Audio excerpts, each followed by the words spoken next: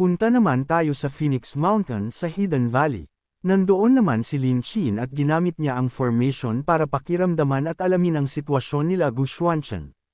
Matapos niya itong masuri na bigla naman siya sa kanyang nalaman dahil nalaman niya na natalo na ng ating bida ang Thousand Skin Ox na kanyang hinanda at napasabi na lang siya sa kanyang pag-iisip na mas malakas pa raw si Gu Xuanchen kaysa kanyang inaasahan. Gayon pa man mayroon pa naman raw siyang natitirang alas ang Chenny True Fire Formation na kanyang ginagamit ngayon. Napaisip naman rito si Gu Xuanchen na ang fire raw ay kapag makaharap nito ang kapangyarihan ng heaven ay ito raw ay magliliyab ng malakas kahit raw ang isang cultivator na nakatuon sa physical na lakas ay hindi nito kayang pahintuan ang apoy at ang malakas raw na kalaban ay gumagamit ng apoy. Umatake naman si Lin Chin gamit ang formation at napasambit na lang siya sa kay Gu Xuanchen at titingnan raw niya kung paano niya ito mapipigilan at napatawa na lang siya. Napansin naman ni Lin Chenlian ang pag-atake kaya sinigawan niya na ang ating bida na mag-ingat raw ito. Kasabay din niya na nilabas ang kanyang espada para harapin ang papalapit sa kanila na atake. Ang apoy na paatake sa kanila ay sinalag naman ito ni Lin Chenlian gamit ang kanyang Ice God Sword. Nagsalpukan naman ang kanilang mga atake at nilamon ng apoy ang atake ni Lin Chenlian. Nabigla naman siya dahil nakilala niya ang atake at ito raw ang Chenny True Fire Formation na kayang masunog ang kapangyarihan ng heaven. Pinagpawisan na lang siya sa kanyang nasasaksihan. Dahil ang pinunterya ng Chenny True Fire Formation ay ang ating bida kaya napasigaw na lang si Lin Chenlian sa kay Gu Xuanchen.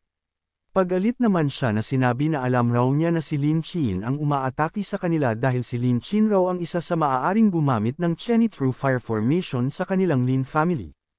At wag raw magtago lang si Lin Chin at humarap raw ito sa kanila. Dumating naman doon ang clone ni Lin Chin at nagsalita ito na kung cousin ba raw niya si Lin Chenlian. Sabi pa niya na hindi raw niya ito nakita ng ilang araw at ito raw ngayon ay napaka-energetic. Dagdag pa niya na hindi raw siya maaawat sa mga babae kaya kung kakalabanin raw siya nito ay dudurugin raw niya si Lin Chenlian. Sinagot naman niya ito na wag raw ito mag-isip na siya ay isang baka dahil gumagamit lang raw si Lin Chin ng clone kaya kung mayroong kakayahan raw ito ay harapin siya nito sa harap-harapan na laban. Sinagot naman ito ni Lin Chin na hindi raw siya stupid kaya wag raw siya nito sisihin sa kanyang kawalan ng awa. At patungo na nga sa kanya ang pinakawalan na apoy ni Lin Chin. Kaya siya ay napamura na lang sa kanyang kinakaharap. Pumunta naman tayo sa Heavenly Secret Map of the Stars kung saan na si Gu Xuanchen at nasabi na lang niya na bago pa raw siya tamaan ng fire ay napunta na siya rito. Dahil sa ang fire ay ito'y naabsorb ng Heavenly Secret Map of the Stars para makaproduce ito ng mga panibagong simbolo o kaalaman kaya naisip na lang niya na kung ang nasa kanyang harapan ba ay ito ay ang Chenny True Fire Formation Diagram.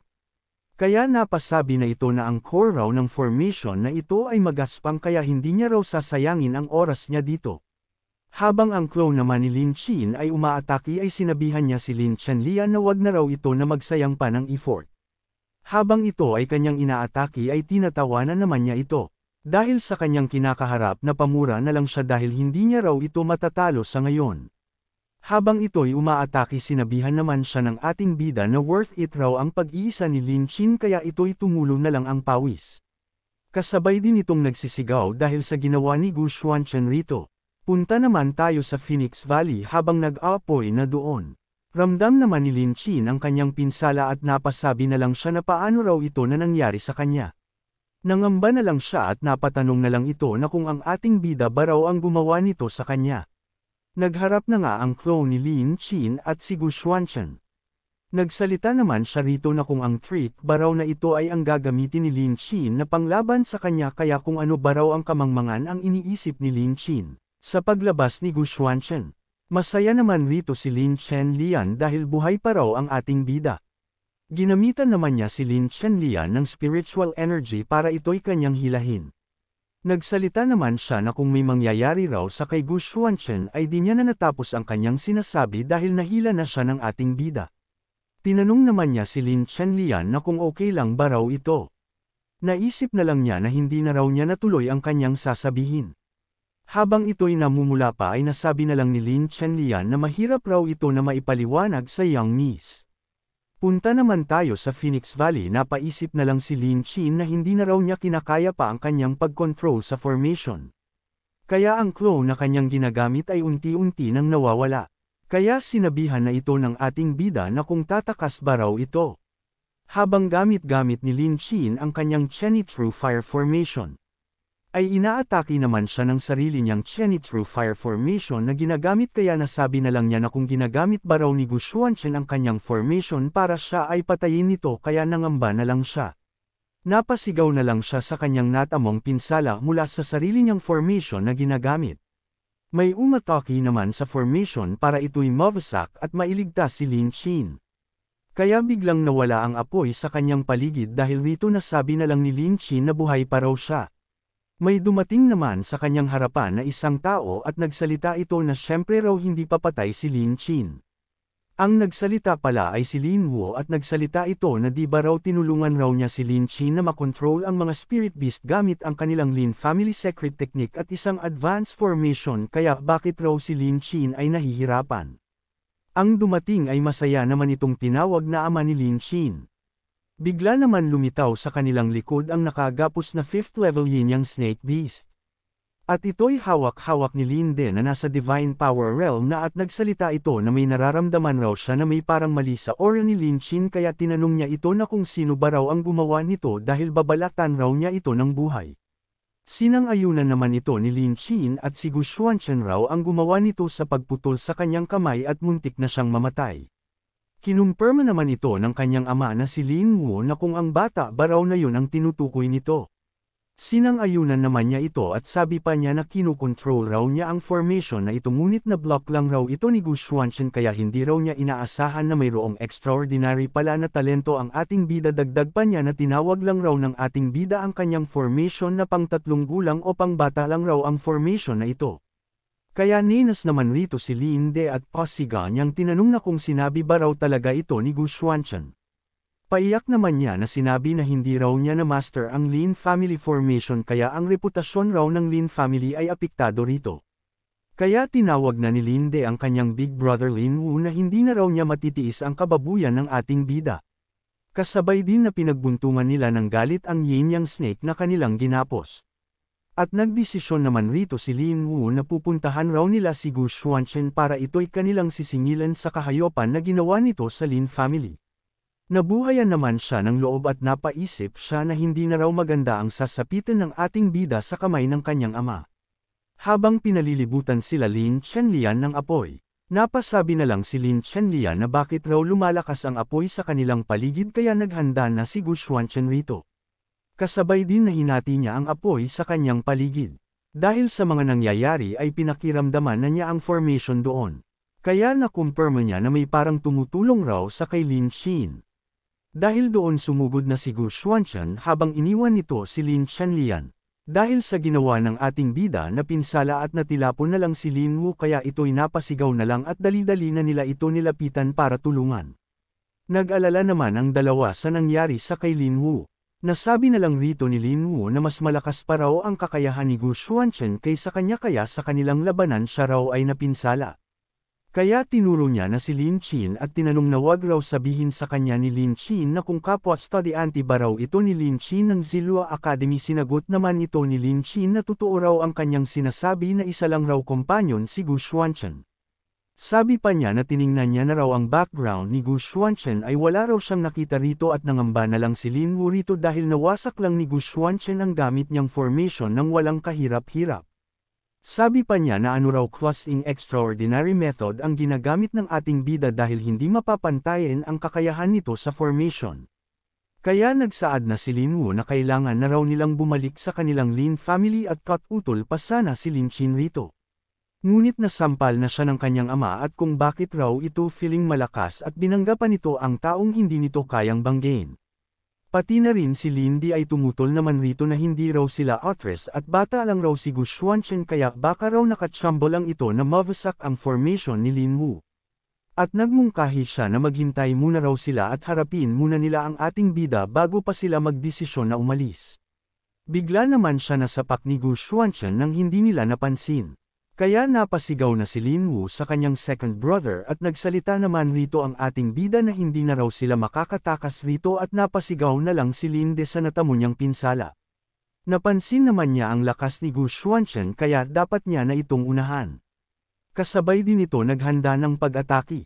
Sa ginamit na teknik ni Lin Wu ay may namuo naman doon na isang dragon. At pinakawalan na nga ni Lin Wu ang kanyang atake at patungo na ito sa ating bida kaya napatanong na lang si Gu Xuanchen rito na kung ang atake ba raw sa kanyang harapan ay ang Blood Thunder Course. Seryoso naman niya itong hinarap at kasabay din itong naglabas ng malakas na aura. At sinalag niya na nga ang atake ni Lin Wu sa kanya. At bamuka na nga ang bibig nito at handa na nito na sagpangin si Gu Xuanchen. Naharang naman ito ng ating bida gamit lang ang isang kamay.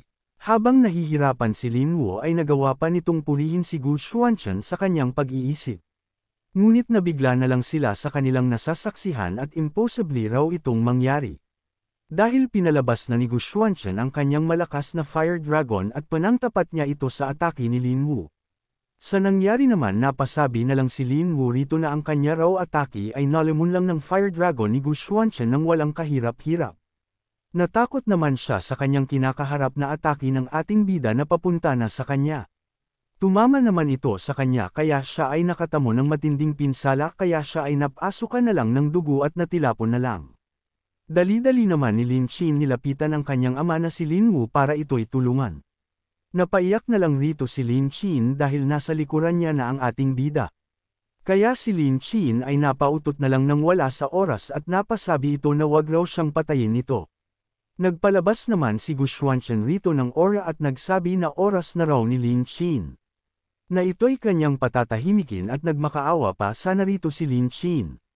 Ngunit di na siya pinagbigyan pa ng ating bida kaya ito'y pinagpawisan na lang. At malakas itong napasigaw dahil sa ginawa sa kanya ni Gu Xuanchen. Punta naman tayo sa Phoenix Mountain at nakita na nga ni Lin Chenlian ang hinahanap nito na herb.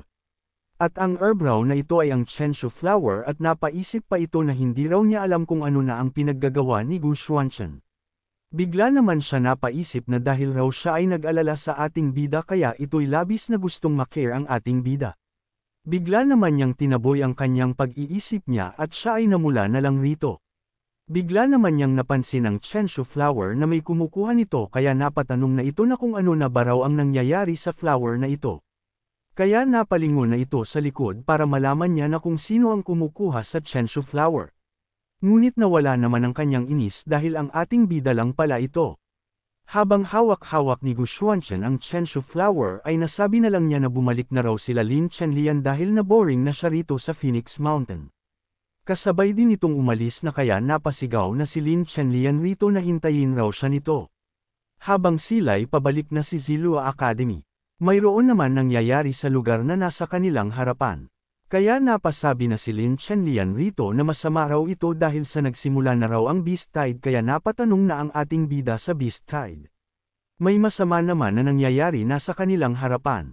Ang Beast Tide raw ay isa itong phenomenon na unique na isang phoenix na nagagalit kapag ito raw ay mabuo ay malakas raw ang impact nito kaya nangangamba raw siya na mayroong taong gumamit ng isang forbidden magic rito kaya ang mga spirit beast rito ay nababaliw dagdag pa niya na ang hangin raw na patungo sa kanila at lumalakas na kaya umalis na raw sila rito. Bago pa sila makaalis ay may tumawag naman ng pangalan ni Lin Chenlian at tulungan raw siya nito at nakikilala naman niya ito at ito raw si Hanling at napaisip naman si Lin Chenlian na kung naghunting ba raw si Hanling ng herb at nakaharap ito ng mabangis na spirit beast kaya ito'y napinsala. Si Hanling pala ang humihingi ng tulong at ito ay nasa divine power realm na.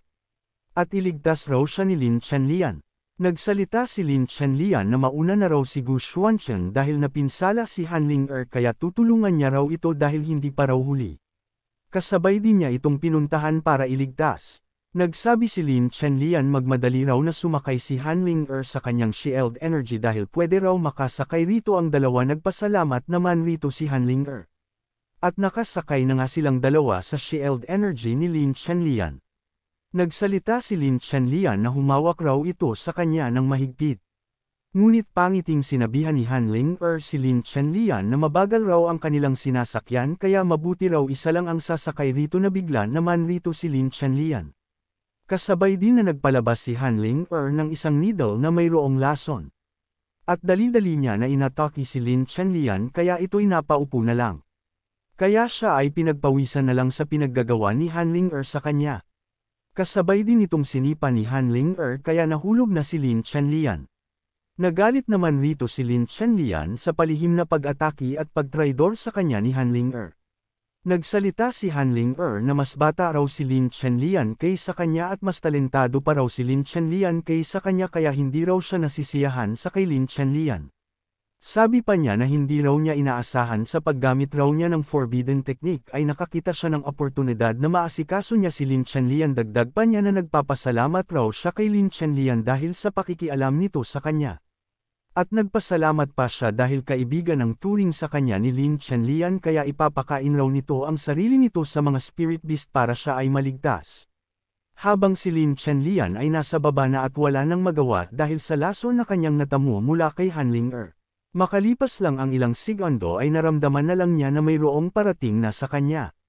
Kaya nilingan niya na ang kanyang likuran para ito ay kanyang makita ngunit natakot at nabigla na lang siya sa kanyang nakita. Dahil parating na ang maraming spirit beast na nagsama-sama na doon. Di naman ito hinayaan ni Gu Xuanchen dahil nagpakawala na ito ng malakas na atake para matulungan niya si Lin Chenlian. Sa malakas na atake ng ating bida. Tumama naman ito sa mga spirit beast na nasa paligid lang ni Lin Chenlian kaya siya ay napatikip na lang. Sa malakas na atake ni Gu Xuanchen nahati naman niya sa dalawa ang paligid. Habang si Lin Chenlian ay hindi na alam ang nangyayari sa kanya at parang nawalan na ng pag-asa. Dali-dali naman ito kinuha ng ating bida. At niligtas nito si Lin Chenlian kasabay din na nagpakawala si Gu Xuanchen ng malakas na pag-atake sa pasugod sa kanila na mga spirit beast. Biglang nabuhayan naman si Lin Chenlian at napatanong ito na kung bakit raw hindi pa umaalis ang ating bida. Pangiting sinagot naman siya ni Gu Xuanchen na hindi raw siya nagmamadali.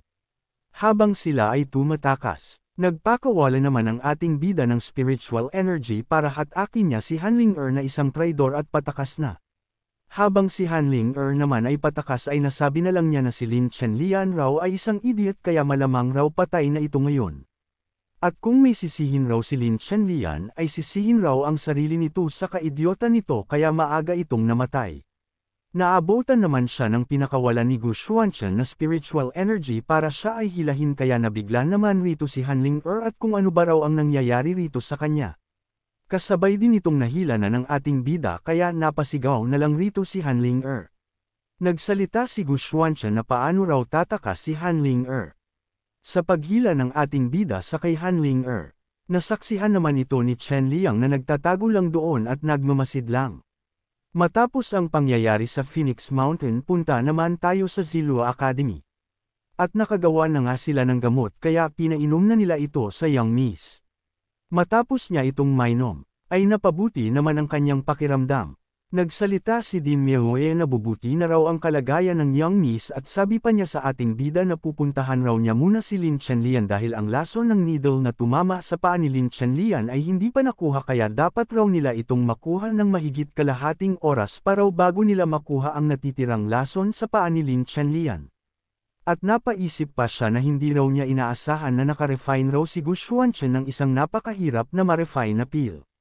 Sa kanilang paglabas naabutan naman sila ng Mensa Hero at nagsalita ito na iniimbitahan raw ng master ng academy si Din Miehue sa main hall. Punta naman tayo sa main hall habang si Master Xiao Chen ay nagsaad na wag raw mag-alala ang head ng Han family dahil nagpadala na siya ng tauhan para papuntahin dito ang taong nakapunta raw sa Phoenix Mountain at magbibigay raw sila ng eksplanasyon rito. Si Han Molan at nasa Dharma Realm na ito at ito ang grandpa ni Han Ling-er. Si Han Mei at nasa Divine Power Realm na ito at ito ay ang ina ni Han Ling-er at nagsalita si Han Mei na pinadala raw niya ang kanyang anak na si Han Ling-er sa Zilua Academy dahil siya raw ay nagtitiwala rito at nandito raw siya para makita niya ang kanyang anak dahil si Han Ling-er raw matapos nitong magpunta sa Phoenix Mountain ay hindi na raw ito nakabalik kaya naghahanap raw siya sa kanyang anak na si Han Ling-er. Kasabay din na pag-alit niyang nasample ang kanyang upuan at kapag hindi raw mahanap ni Master Xiao Chen ay paano raw nito mapapaliwanag sa kanya. Nagsalita si Master Xiao Chen na si Gu Xuanchen raw at si Lin Chenlian ay nagpunta raw ito sa Phoenix Mountain kaya mayroon raw siyang itatanong sa ating bida. Nakisali naman ang ina ni Han Ling-er na si Han Mei at kinuha niya ang pansin ni Gu Xuanchen. At kasabay din na pag-alit na tinanong nito na kung nakita ba nito ang kanyang anak na si Han Ling-er sa Phoenix Mountain di naman ito sinagot ng ating bida. Kaya sinabihan na ni Han Mei si Gu Xuanchen na kung bakit raw hindi ito nagsasalita kung biniba raw ang ating bida o di kaya pipi. Ngunit seryoso lang siya tiningnan ni Gu Xuanchen. Kaya nagalit naman siya rito at napasigaw na lang at hindi niya na napigilan ang kanyang sarili. Dahil doon sumali na si Master Xiao Chen at sinabihan niya ang ating bida na nanakbik na raw si Han Mei na makita si Han Ling kaya kung nakita ba raw nito si Han Ling ay sabihin raw ito sa kanila. Di pa nakasagot si Gu Xuanchen ay nakisali na si Chen Liang at nagsalita ito na patay na raw si Han Liang. Kaya sa narinig ni Han Mei ay nagulat na lang ito at napatanong na lang kung tama ba raw ang kanyang narinig. Pati na rin si Master Xiao Chen at si Din Miaoyan ay nagulat rin rito. Kaya tiningnan naman na ng ating bida ang nagsalita na si Chen Liang. Dagdag pa ni Chen Liang na ang pumatay raw kay Han Ling ay walang iba kundi si Gu Xuanchen. Kaya nagulat naman sila rito at nagsabi si Master Xiao Chen na kung totoo ba raw ang sinasabi ni Chen Liang pati na rin si Din Miaoyan ay napatanong na lang. Pati na rin ang grandpa at ina ni Han Ling ay nagulat rin rito at napatanong na lang. Pinagalitan naman ni Master Xiao Chen si Chen Liang at wag raw itong magsalita ng walang kwenta. Sinagot naman ito ni Chen Liang na nakita raw ng kanyang dalawang mga mata na ginamitan ni Gu Xuanchen ng spiritual energy si Han Ling at hinayla raw ito ng ating bida patungo sa mga tumpok ng mga spirit beast. Napangiti na lang si Chen Liang sa kanyang pag-iisip at napaisip siya na hindi na raw masama ang kanyang ginawa sa paggamit niya sa ating bida. Sabi pa niya na wag raw siya sisihin ni Gu Xuanchen dahil sa ito'y malas lang talaga. Dagdag pa niya na maraming bisos na raw siya na reject ni Han Ling. Balik tayo sa nakaraan nung hindi pa sila Han Ling pumunta sa Phoenix Mountain. Nagsaad si Han Ling na pumunta raw silang dalawa ni Chen Liang sa Phoenix Mountain. Sabi pa niya na kapag raw matalo siya ni Chen Liang ay nakakasiguro siya na ibibigay niya ang gusto nito. At nung nagpunta sila sa Phoenix Mountain ay nahulog raw si Chen Liang sa bitag na ginawa ni Han Liang at gusto raw ni Han Liang na mapatay si Chen Liang. Gayon pa man sinabi ni Chen Liang na kahit ganon ang nangyari ay siya raw ay matalino dahil bago pa raw sila nagpunta rito ay pinakain niya raw si Han Liang ng strong dose nung silang dalawa ay kumain. Kaya nung yumipikto na ang pinakain niya sa kay Han Liang ay natambo ito at nanghina kaya nagkaroon siya rito ng pagkakataon na makabawi sa ginawa nito sa kanya. Nung nakahandusay na si Han Liang ay sinabihan ito ni Han Liang na hindi na raw ito makakatayo dahil pinakain niya ito ng strong dose at yumiipikto na ito ngayon. Bago pa magawa ni Chen Liang ang kanyang masamang pinaplano sa kay Han Liang ay may napansin at naramdaman na siya. At napasabi na lang siya na hindi raw ito maganda dahil patungo na sa kanilang ang mga tumpok o maraming mga spirit beast na nababaliw at nagsama-sama. Kaya sinabihan niya na si Han Liang na maghintay na lang ito rito at mamatay kasabay rin na tumakas na siya rito at nagtago. Ngunit habang siya raw ay nagtatago nakita naman niya sila Gu Xuanchen. Napatawa na lang siya at ngayon raw ay siya raw ang makakabenepisyo sa Han family dahil sa pagbunyag niya na ang ating bida ang pumatay sa kay Han Ling at marami raw siyang makakamit mamagandang bagay sa kanyang ginagawa ngayon. At balik naman tayo sa salukuyan at tinuro niya si Gu Xuanchen at wag raw nito itanggi na ang ating bida raw ay ang pumatay sa kay Han Liang at nakita raw niya ang lahat. Kaya tinanong na ni Master Xiao Chen ang ating bida na kung totoo ba raw ang mga binitawan na salita ni Chen Liang sa kanya. Sinagot naman ito ni Gu Xuanchen na si Han Ling raw ay naghahanap ito ng kamatayan at kung ano raw ngayon kung siya raw ang pumatay rito. Kaya nabigla naman silang lahat sa sinabi ng ating bida at sabi pa nila na kung totoo ba raw ang mga sinasabi ng ating bida at sabi pa ng isa na si Han Ling raw ay isang henyo at mas henyo pa ito sa mga old student at mayroong malaking potential na kayang makasali sa heavenly sacrifice sect at ang kamatayan raw ni Han Ling ay wala ng kabuluhan ang mga tulong ng din rito. Sabi pa nila bakit raw hinayaan ng Dean si Gu Xuanchen at nandito raw ang Han family. Di naman nakatiis si Han Mei kaya inatake niya na ang ating bida gamit ang kanilang family technique. Napansin naman niya ito kaya ito'y naghanda na. Sa atake ni Han Mei sinalag naman ito ni Gu Xuanchen. Di naman kinaya ni Han Mei ang pinakawala na deep inside ng ating bida kaya ito'y napa-atras na lang. Sa pagtapon ni Han Mei ay sinalo naman ito ng kanyang ama na si Han Moan. Kasabay din na gumamit si Han Moan ng teknik para ipangtapat sa ating bida at sinabi ng mga extra na ang ginamit raw nito na teknik ay ang Han family teknik na isang soul control teknik. Ang sabi-sabi ang soul control technique raw ay nagtatagli ng puot at ang teknik raw na ito ay napakalakas at kapag raw ito'y tumama ito ay tiyak raw na ang biktima nito ay malalamon ang kaluluwa nito at mawawalan rin ng dugo hanggang sa mamamatay. Ginamit na nga ni Han Molan ang soul control technique at inatake niya na si Gu Xuanchen. Di naman ito hinayaan ng ating bida dahil naghanda na ito ng kanyang Asura Dragon Sword para salagin ang atake nito. Kasabay na mabilis na hinati ni Gu Xuanchen ang pinakawalan ni Han Molan na soul control technique na atake. Di naman natapos ang pag-atake ni Han Molan sa ating bida. Dahil inatake niya si Gu Xuanchen patalikod. Kasabay din na ginapos siya ng atake ni Han Molan kaya napasabi na lang ang ating bida na nakaka-interesado raw ang teknik na ito. Pinalibutan at sakal-sakal naman rito si Gu Xuanchen ng soul control technique.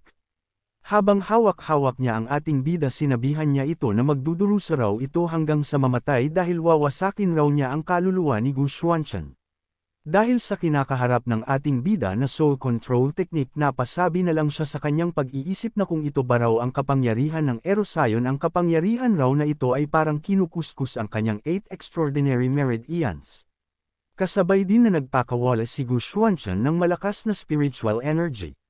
Kaya nawasak ang atake na soul control technique ni Han Molan kaya ito'y bahagya na napaatras.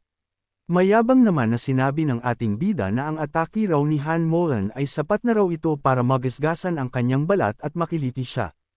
Napasigaw na lang si Han Mi sa kalagayan ng kanyang ama pinigilan naman ni Han Molan ang kanyang anak at napasabi na lang ito sa kanyang pag-iisip na ang kakayahan raw ni Gu Xuanchen ay malalim at ito'y talentado sa bata nitong edad.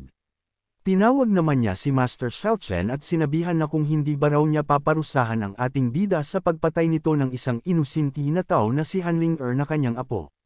Sabi pa niya na kung ito ba raw ang batas ng Zilo Academy pinagpawisan naman rito si Master Xiaochen at parang hindi niya na alam ang kanyang gagawin. Bigla naman dumating doon si Lin Chenlian at kinuha niya ang pansin ng Han Patriarch na si Han Molan.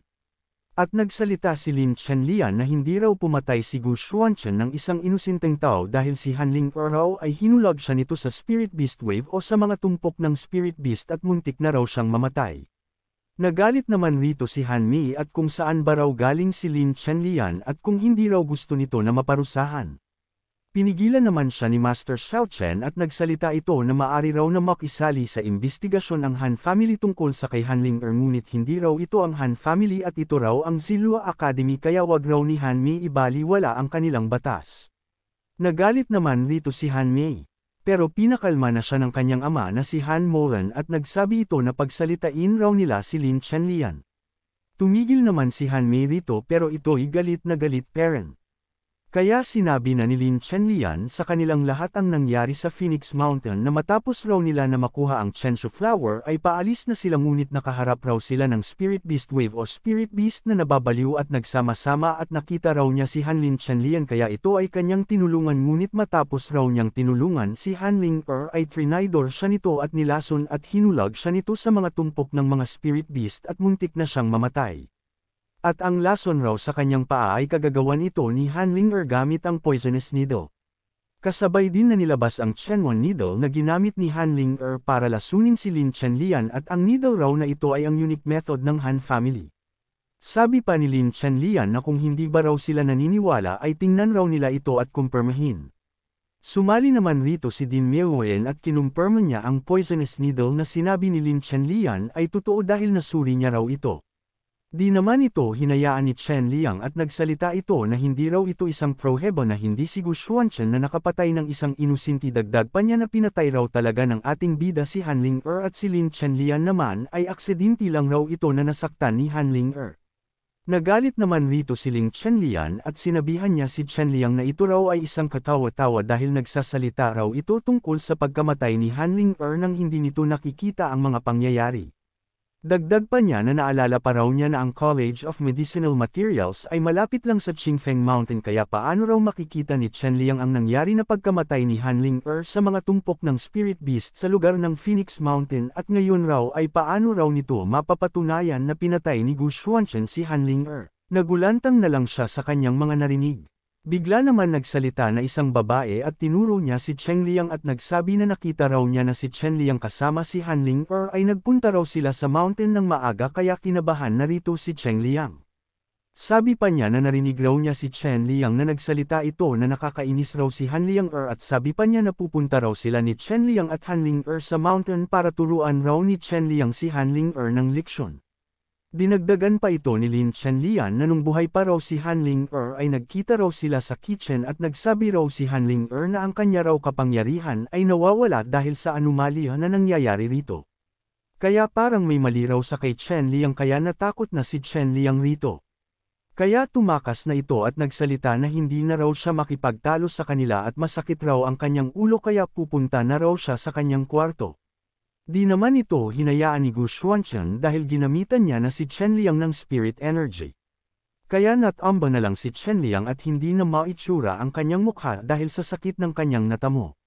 Sinabihan naman ito ng ating bida na kung tatakas ba raw ito.